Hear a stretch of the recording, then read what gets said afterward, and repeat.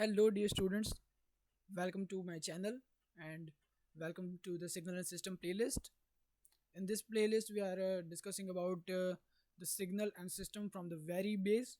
If you are looking forward to make career in image processing, signal processing, computer vision, medical imaging, then it might be very useful to you. Up till now, we have seen two lectures. In both of them we have seen what is a signal, what is the system. We have seen a few types of the signals. We have seen what is a continuous time signal and what is discrete time signal. We have also seen what is an analog signal and what is a digital signal. In that we have explored how a signal, analog signal, can be continuous time or um, discrete, and how a digital signal can be a continuous or discrete. Okay, today we are going to see periodic signals. It is again very basic type of signals, and if you are going to make a future in signal system, then you will be witnessing periodic signal almost everywhere you go. Okay, almost everywhere. So firstly, what is a periodic signal? So a signal is called to be a periodic signal if it repeats at regular intervals. Like if I'm having a sine wave, for an example. So if my time period, if the time period of my sine wave is 100 pi, then its one cycle will end in 100 pi time duration, and after that 100 pi duration, the signal will start from zero. Like signal will regain the shape which it gained at the zero interval, zero instant of time, and then the cycle will repeat. Okay, until the integral closes, or if there is no integral, then till infinity. So that is your periodic signal. Okay, and again, as we have seen in previous videos as well, normally we when we define a type of a signal, we always define it with a mathematical equation. So the mathematical equation, or the condition for periodicity for a signal to be a continuous signal, is x of t is equal to x of t plus t0. Okay, for all t. And what is t0 here? So t0 is the time period of that signal. Like for a sine wave, if its time period is 100 pi, then it will repeat it again after 100 pi time. Okay, same ways, if my signal is a continuous signal, then we will have x of t is equal to x of t plus t0. But if my signal is a discrete signal, then we will have x of n is equal to x of small n plus capital N. Okay, so it is almost similar in both continuous and discrete. But as we discussed, this continuous signal is continuous with respect to time. In signal, in discrete, what do? We take number of samples at regular time intervals. Okay, so the smallest value of t0 that signifies the periodicity condition is the fundamental period of the signal. Okay, the fundamental period of the signal. After that time, signal gets repeated. So that and there are few characteristics or properties that we talk about a periodic signal. So a periodic signal will remain unchanged when the time shift, when we shift its time by one period. Okay, like if I'm having a signal of 100 pi, say. Okay, and if I shift it by one time period, let's say if my signal is uh, if my signal is having a magnitude of 5, and my signal is a sine wave. Okay, so if my signal is 5 sine 100 pi, and if I now time shift it, okay, so 5 sine 100 pi plus I time shift it, how much do you want to shift? Let's say you want to shift it by pi by 4. So if I time shift by pi by 4, so it will be go like 5 sine 100 pi plus pi by 4. So the main original signal will remain unchanged. It will only get shifted by whatever time shift that you add to it. Okay, now periodic signal, by definition, it must start at minus infinity and then it must continue forever. Okay, That is why it is called periodic signal, okay, because it is starting at minus infinity and it is getting continued forever, which means a periodic signal does not have either of the ends. You cannot find either of the ends of a periodic signal. So if a sine wave is starting from 0 and it is going towards positive infinity, that means it is also going towards negative infinity as well. You are just not drawing it, you are just not showing that coordinate, but it is there, okay. And that is why it is a periodic signal. If some signal is starting from 0 and going till infinity, but it is not going towards minus infinity, then that means it is not a it is not a periodic signal. Now, uh, any signal, for an instance, let's take x of t. It can be generated by periodic extension of any segment of x of t duration of the t0 or the time period. Now, you might think how we can do that. So, for an example, uh, let's take a signal, a sine wave. Okay, let me come to the graphical representation. Okay, let me take this signal only. Okay, it is starting from here, it is going there, and see where is what is the time period here, starting from 0 and it is going till tp. Okay, so you took this. Okay, now you want to draw a continuous time signal, continuous periodic time signal out of it. Okay, so how will you do it? You will just repeat whatever you did and you will get a continuous periodic time signal. See, you are getting this pattern till here, and after this pattern, the pattern is repeating itself. See, here we are having the same pattern, here again it is ending, so here again it is starting a new pattern, same pattern, here again it is starting a new pattern.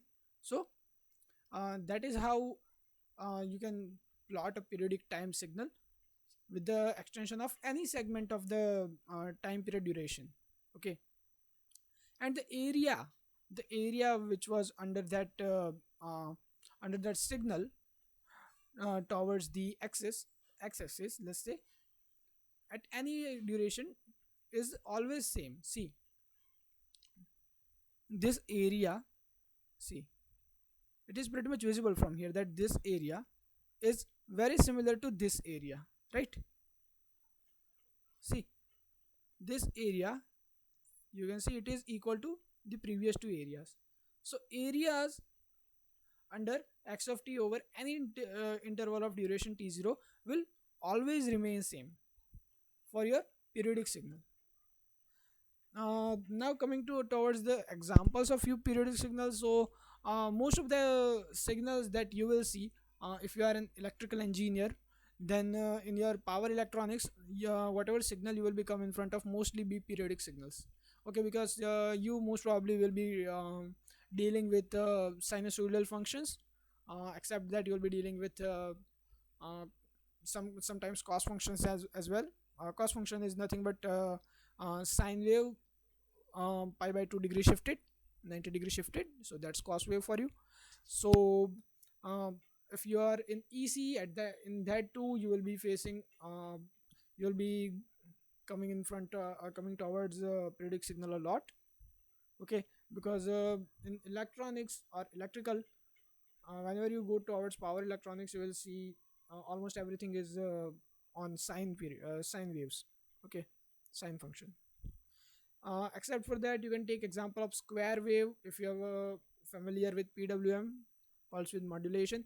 In that we use square waves for carrier waves sometimes, right? So you can take square waves as well, no problem, as long as it is going towards minus infinity to infinity. Okay, so that's what periodic signal was. Now coming towards non-periodic signal. Okay, non-periodic signal is very simple if you understand what is periodic signal, because non-periodic signal is a signal that is not a periodic signal. Okay, simply if you want to understand the non-periodic signals, it is very same thing as a periodic signal but reversed. Okay, so the signal which is not a periodic signal is simply non-periodic signals. If you want to define it using any other way, so then a signal that do not repeat at regular intervals is a non-periodic signal. Okay, a signal that does not repeat itself at regular interval is a non-periodic signal. What did we learn in periodic signal? See, a signal that continuously repeat at regular intervals. So non-periodic signal is completely reverse of it. A signal that do not repeat at regular intervals is a non-periodic signal.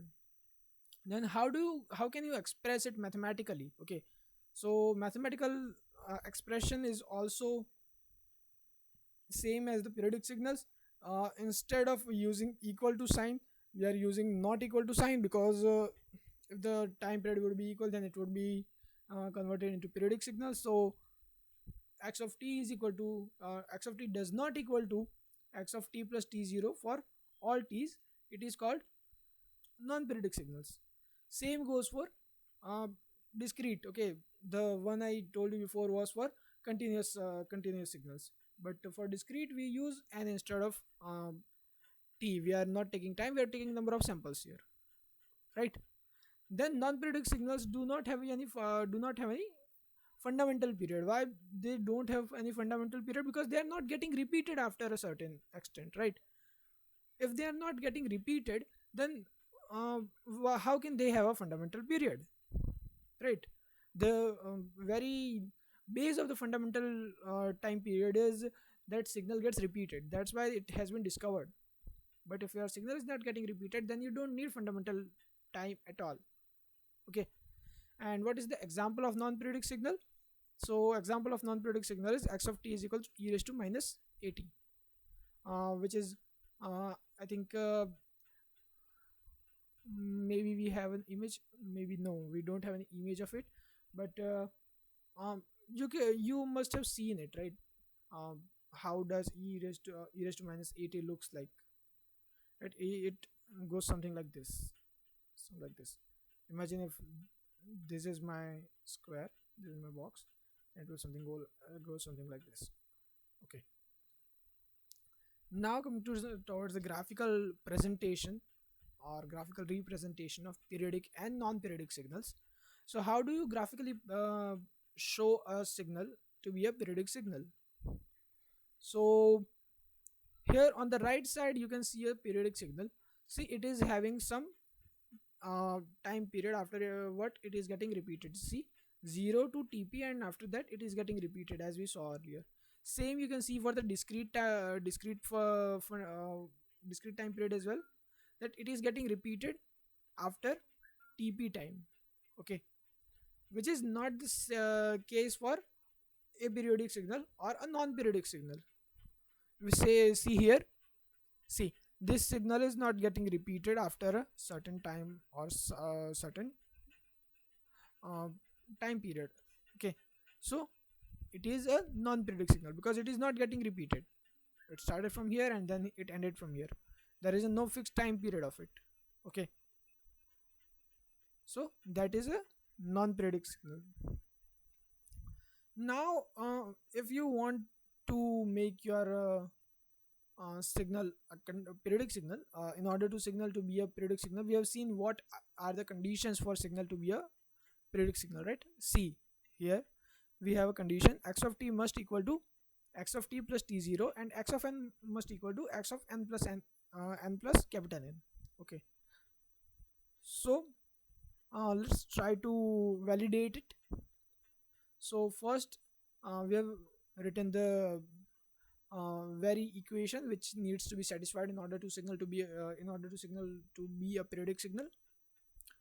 After that, let's take x of n is equal to, we are dealing here with only discrete time signal. Okay, by the way, we are not going for continuous time signal, because if you remember, if you have seen my previous two lectures, uh, then you must remember that most of the times we will be dealing with discrete time signal, because discrete time signal is what we use in the practical case scenarios. Okay, that is what we use in practical case scenarios. We cannot measure something, uh, cannot measure something very at every instant of time, right? We always take samples. That's how we calculate anything digitally. Okay, so we are taking condition for periodicity of discrete time signal. By the way, if you haven't checked out first two lectures, then I would recommend you to go through the first two lectures. You will be seeing the link on the top right corner of this video, which will be flashing on in the I button, so you can access it from there.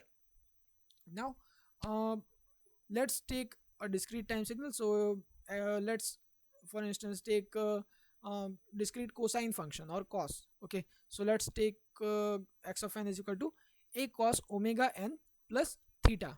Okay, here omega is 2 pi into f. Okay, that is what we generally take. If you have seen cosine function, that is what we generally take.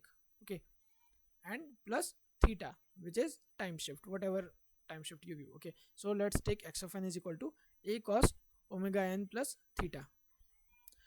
In the third step, what we have done, we just simply put the value of 2 pi f into omega. Okay, so we just replaced omega with 2 pi f, then we wrote it down. So x of n is equal to a cos 2 pi fn plus theta. Now for a signal to be periodic, we must this value, the value which we have just came across, x of n is equal to a cos 2 pi fn plus theta, must be equal to x of n plus capital N. Okay, so instead of n, let's take n plus capital N. So when we take that, what will be the equation? It will be a cos 2 pi f n plus capital N plus theta. Okay, now based on the periodicity condition, we must have to equate them. Okay, we must compare them. So on the left hand side, you must be seeing uh, in here in the fifth, yeah, here in the this line, we are comparing both of these equations. So we are putting x of n on the left hand side and x of n plus n is equal to on the right hand side.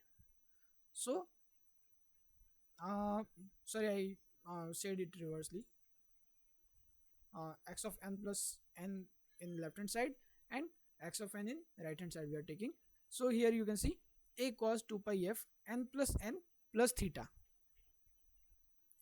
is equal to a cos 2 pi fn plus theta. Now we are just multiplying 2 pi f with n and n plus 2 pi f with small n and then capital N.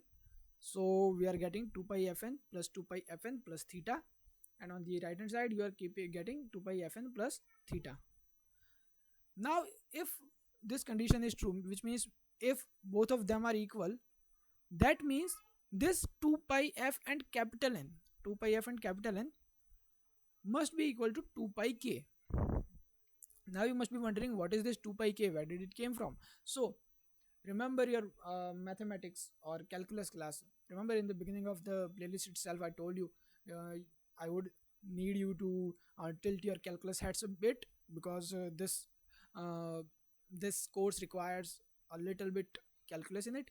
So if you remember the waveform of cosine, that after 2 pi it gets repeated, right?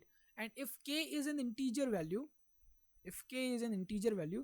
that means this 2 pi fn will will be your original 2 pi fn, which means this will be equal to this, right?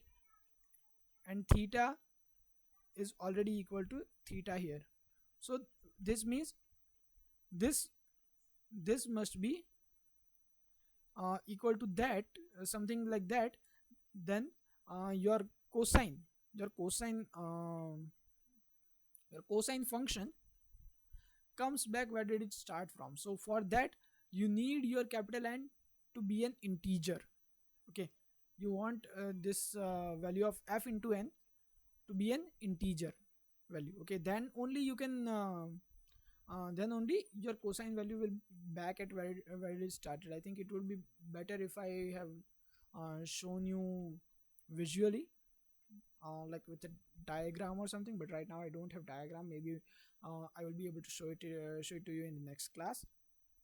But for now, just know that 2 pi fn must be equal to 2 pi into k, and by equating both of them here, we will get 2 pi will get cancelled. That means f into n equal to k, which means frequency must be equal to k by n.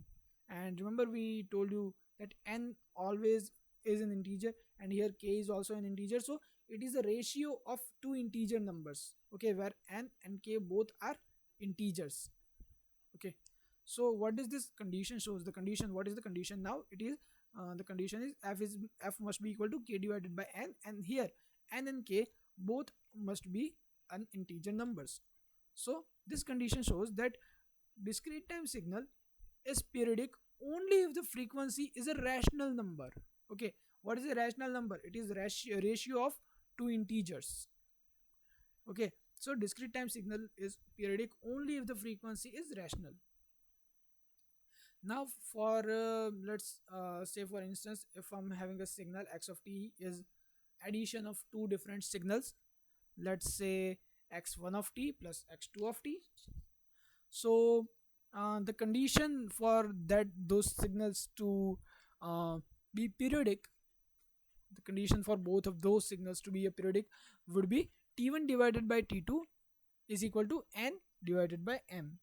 Okay, t1 divided by t2 is equal to n divided by m, where both n and m are integers. Okay, both n and m are integers. See here what happened. If you pay a close attention in this case as well, it is pretty much similar as what we have seen here. F is equal to k divided by n. Here k and n were both integers. K was a constant and n is a uh, duration in discrete time signal. Okay, so it here in this case it is also almost similar to what we have seen. Okay, and coming back to graphical representation again, here you can see a non-periodic signal or a periodic signal and a periodic signal or a continuous signal. You can see a periodic signal with a continuous time signal and a periodic signal with a discrete time signal, and we have uh, a periodic signal or non-periodic signal with continuous time signal on the left hand side, and non-periodic signal with discrete time signal on the bottom left side. Okay, so this was the whole periodic and non-periodic signal. uh, it is different from continuous and discrete time signals, because in actuality, if you will say you in this digital world, I must say this, the world is going towards the digitization. We have already gone through the industry 4.0, now industry 5.0 is coming. So in this digital world, you will see almost every signal you will come across will be a discrete time signal. Okay, there are very the continuous time signals are very rare. So most of the times you will be dealing with discrete time signal, but a periodic and non-periodic signals are not the same. You will be facing periodic signals as well as the non-periodic signals. Okay, uh, even though if you are an electrical engineer, you will be dealing with the periodic signal more, especially if you are working in power electronics or signal processing. Okay, power electronics, say signal processing, say if you are working on harmonic distortion in power systems. Okay, at that instance you will be dealing a lot with the periodic time signals, but um, eventually, even if you are not a if you even if you are not an electrical engineer, or even if you are an electrical engineer, you will be facing a bunch of non-periodic signals as well. Like I have just mentioned that e raised to minus 80, right? Exponential signal. E raised to minus 80, you can also call it an exponential signal. So such signals you will also be facing, and so that because it is not like discrete time signal that you will most probably will not get you will not get get to face a continuous time signal, but here you will be facing a lot of non-predict signals as well, even though not ones like shown in this one, except if you are a power system engineer, but you will be facing it. So both of them are equally important when we will going through the sums of predict non-predict energy power signals and even odd signals. At that time I will showing you about the energy and power signals. So in this lecture, let's keep it till here. In the next lecture we will be discussing about even odd signals, and after that we will be discussing about energy and power signals. I will be seeing you in the next lecture. Till then, take care. Thank you very much for watching the video.